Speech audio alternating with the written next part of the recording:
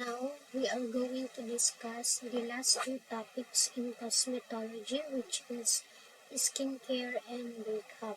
Ngayon, unahin natin i-discuss ang skincare. So, what do we mean when we say skincare?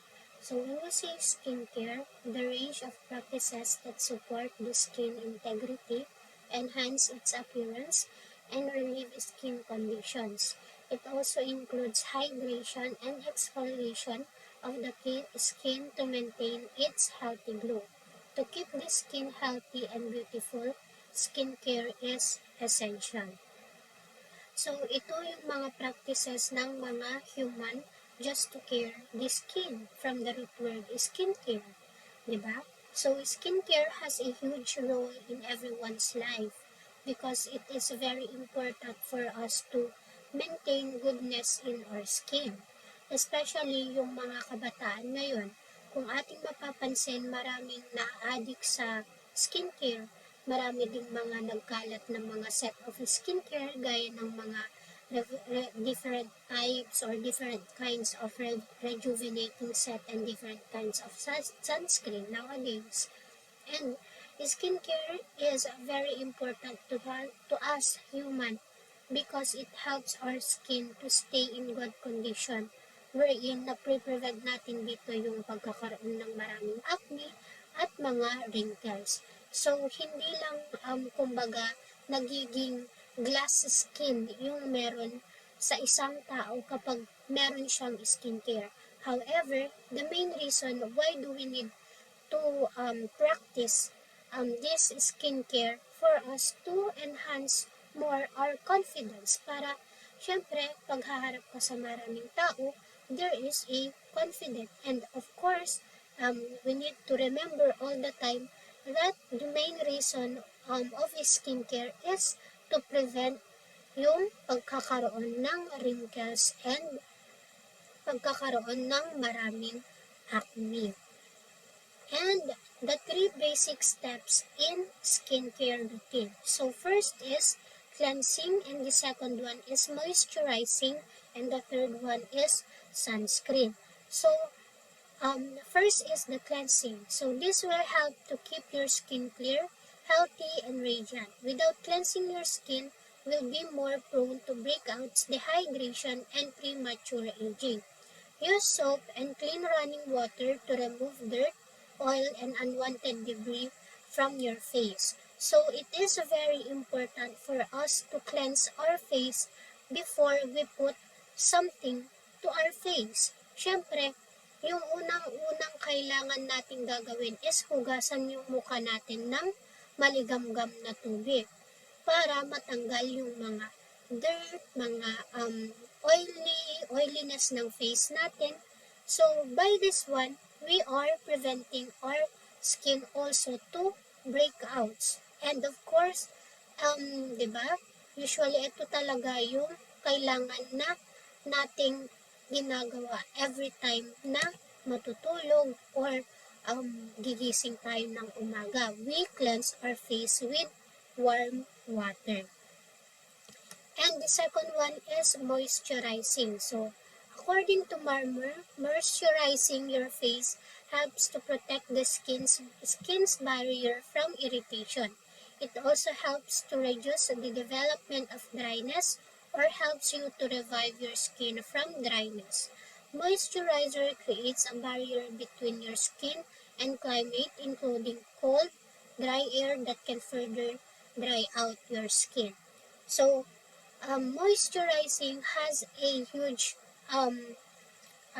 role in one's face also, wherein kapag dry yung type of skin mo, pwede kang gumamit ng moisturizer para ma-moisturize or ma-smoothen yung texture ng face mo. So, usually, ginagamit natin itong moisturizer kapag malamig or yes, malamig yung klima na meron tayo. Kasi sometimes yung malamig na weather nagkukos ng dryness sa mukha or sa skin natin. So you need to take note that moisturizer is not only for face but we can also use this to our skin. Like for example, yung lotion, we consider that also as moisturizer because it smoothens our skin. So, yung mga halimbawa naman ng mga moisturizer when it comes to when it comes to face, di ba? Nandyan yung mga iba't ibang klase ng mga moisturizer, yung mga aqua moisturizer, and so on and so forth. And the next one is sunscreen. So, we are using sunscreen to protect the skin from the harmful effect of sun. They help they help to prevent sunburn and premature aging. So, nowadays, we can't deny the fact that it is very hot, right? The climate is very hot. So, it is very important for us also to use sunscreen, but it doesn't mean that we use sunscreen, we are, there's, 100% na pro-protektaran tayo, dayjay, skin tayo, wherein not.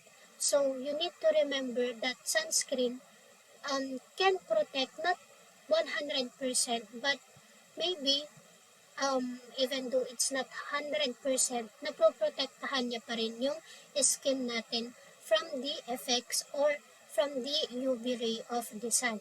So kapag ang tawag natin kapag yung tawag natin sa ginagamit natin sa mukha is sunscreen. While kapag sa katawan naman, we call that as sunblock. Okay? And now let's proceed to type of skin. So there's different types of skin. So the first one is normal skin. Skin is neither too dry nor too oily. It has a regular texture, no imperfections, and a clean, soft appearance and does not need special treatment. So kapag normal skin, hindi siya too dry and hindi rin siya too oily. Kumbaga, balance lang yung skin na meron yung isang tao. And in this case, hindi sila prone sa mga acne or yung skin nila is hindi nila kailangan ng special treatment. Like for example, hindi nila kailangan ng what do you call this one? Hindi nila kailangang magpa-derma, hindi nila kailangang uminom ng mga gamot for acne, and so on and so forth. And the next one is sensitive skin. So when we talk about sensitive skin, it is more prone to react to stimuli which normal skin has no reaction. It is fragile skin, usually accompanied by feeling of discomfort, such as heat, tightness, redness, and itching. So from the root word sensitive skin, so it is kumbaga delikado ito kasi kailangan mo munang tignan, especially kung marami kang ginagamit na skincare. It is not advisable that you are going to use a set of skincare na hindi binigay o rineseta ng dermatologist or hindi in-advise ng dermatologist mo yung set of skincare na yon. Kasi there's a possibility that it will give you discomfort. Kumbaga, magiging makati yung mukha mo and sometimes nagre-red pa yung mukha mo. And it will cause you more damage to your skin wherein mas lalala yung lagay or kalagayan ng skin mo. And next one is dry skin. Is caused by external factors such as the weather, low air humidity, and immersion in hot water, and it is usually temporary. However, for some people, it may occur more often and be lifelong condition. So, this type of skin is kumbaga common siya kapag nasa malamig na area ka. So kailangan yung you need always to use a moisturizer if you are in a cold weather para hindi maging dry yung skin mo. Kasi sometimes, di ba, ano ba ti texture iti dry skin? Siyempre, nakirasam. So, um, kumbaga, nag agitated met iti irritation dato yan ti skin tayo kasi whether we like it or not, aminin man natin o hindi, kapag dry yung skin natin, nagbibigay din ito ng discomfort or hindi tayo komportable sa texture ng skin na meron tayo. So it is advisable that if you are in a cold weather or kahit hindi ka nasa cold weather, you need always to wear moisturizer in order for you to smoothen the texture of your skin. And next one is oily. Oily skin has a porous, humid, and bright appearance. It is caused by excessive fat production by sebaceous glands and usually determined by genetic and hormonal causes. It is frequent in adolescent and young people under 30 years old and usually related with occurrence of acne. So, oily skin. So, kapag nakikita tayo, if we try to observe yung mga tao na very, na, na merong this kind of type of skin, so mas prone sila sa acne, wherein, hin, like, um, for example, me, myself, the type I consider myself na yung type of skin ko is oily. So, nagiging, you need to remember that yung mga sabon, yung mga set of skincare na ginagamit nyo is meron ding disadvantage yan sa mukha ninyo. Pwedeng, let's say, yung sunscreen, pwedeng pag-cause ng oily skin mo. Kasi, syempre, kung ano yung ginagamit mo, ag-reflect ditayan ti ropam. Let's say, nahaan mo hiyang. So, nahaan mo hiyang, there's a possibility nga mas umado iti acne and mas umoily eta ropam. Okay? And it also stated here that it is frequent in adolescent and young people under 30 years old and usually related with the occurrence of acne. So, oily skin, kadalasan ito sa mga adolescents like teenagers, something like that. And the best order for skincare products. So, in day, ito sa pang-umaga, skincare product. So, yung una, kapag gigising tayo ng umaga, kailangan muna nating mag-cleanser. So, ano yung gagamitin natin kapag we cleanse our face? So, we can use warm water and sometimes it is for you to decide kung whether it is warm water or cold water. So, kapag warm water yung gagamitin natin, it will give relaxation to our face, and sometimes it will lead this warm water to open the pores.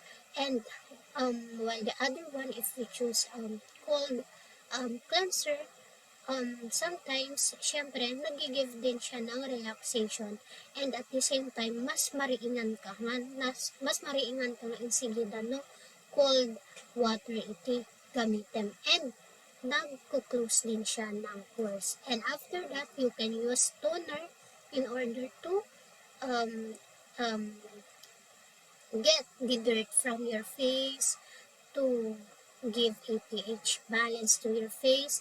And the next one is antioxidant serum, and the third one is eye cream, and the fourth one is acne spot treatment and moisturizer, and the last one is sunscreen. So, yung eye cream, pwede natin siyang ilagay dito sa baba or sa part na dito yan ti eye bags tayo. Especially if na black DJ yan ti under eye tayo, mabalintay nga ikabili iso na DJ or ipahid man lang. And this acne spot treatment is yung, let's say, kapag meron kang pimples. So, you can use acne spot treatment like mud pwede mo siyang ilagay sa pimples mo in order to kasla bumasit dayjay pimples.